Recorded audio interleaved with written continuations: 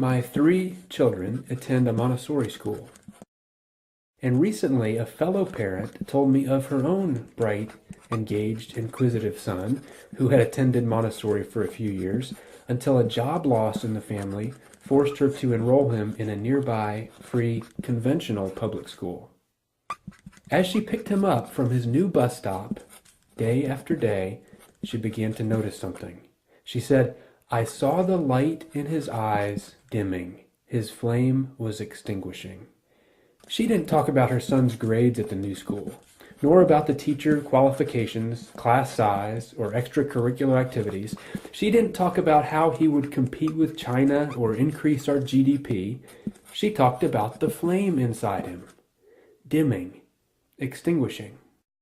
To me, the fanning of this inner flame, the inner drive to learn and to develop, is the core contrast between Montessori schools and conventional schools. Conventional schools assume children need incentives for learning. Gold stars, A's, honor roll ribbons, popcorn parties. If they don't respond, they must be dealt punishments, bad grades, trips to the principal's office, etc. Montessori schools assume the opposite. Children do not need to be forced to learn. In fact, children are naturally interested in learning. Take a look at any child prior to kindergarten. They touch everything, pick it up, turn it over, taste it. Prior to setting foot in that first classroom, they've learned how to stand, walk, swim, sing, count, ride a bike, tell stories and jokes and lies. Some can even read. And then these energetic, engaged, accomplished 6-year-olds turn into 12-year-olds who ask, "Are we getting graded on this?" Or, "Is this going to be on the test?" That flame they had at age 6 didn't burn out on its own. We smothered it. In contrast, Montessori schools stoke that flame by promoting hands-on, self-paced, collaborative, challenging, and joyful learning.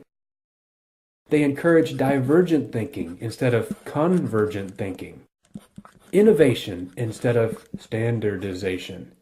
Montessori does all this with no grades, no tests, no homework. How? Well, out of many reasons, here are 2. Mixed-age classrooms. Montessori classrooms have 3-year age ranges. 3 to 6-year-olds in one class, 6 to 9-year-olds in another, and so on. The age mix allows older students to be leaders, mentors, and to help teach lessons, while younger students have the experience of working with older classmates.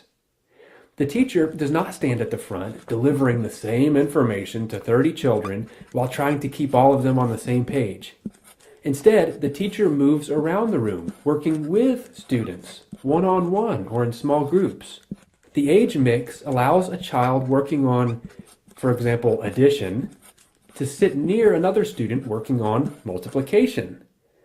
Each can see not only what they'll be doing in the near future and where they've been in the past, but why they're learning what they're learning and how it fits into the big picture.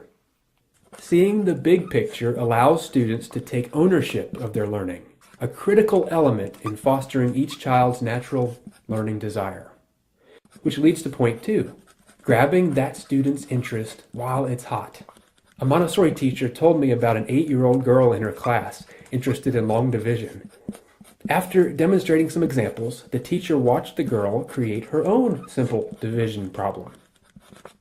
But after finding the quotient, the girl added another digit to the dividend, and another, and continued the calculation into the hundreds, thousands, then 10,000s, 100,000s, then millions, billions, trillions. As the calculations began to near the bottom of the page, the teacher, thinking quickly, brought over more paper and some tape. Hours later, when the girl decided she was done, there were so many sheets of paper taped to each other that when the teacher taped the first one to the ceiling, the last one hung all the way to the floor. Children in Montessori follow their interests wherever that passion leads, however quickly it leads them, regardless of what other students in the class are working on. Can you imagine this little girl having any problem whatsoever with calculus in high school when she already does ceiling-to-floor long division problems at age 8?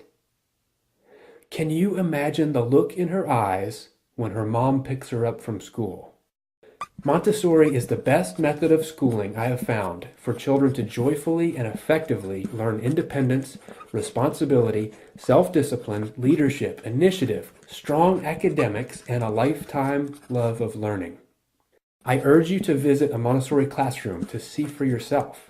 Sit in a class for 30 minutes. See the light in the children's eyes.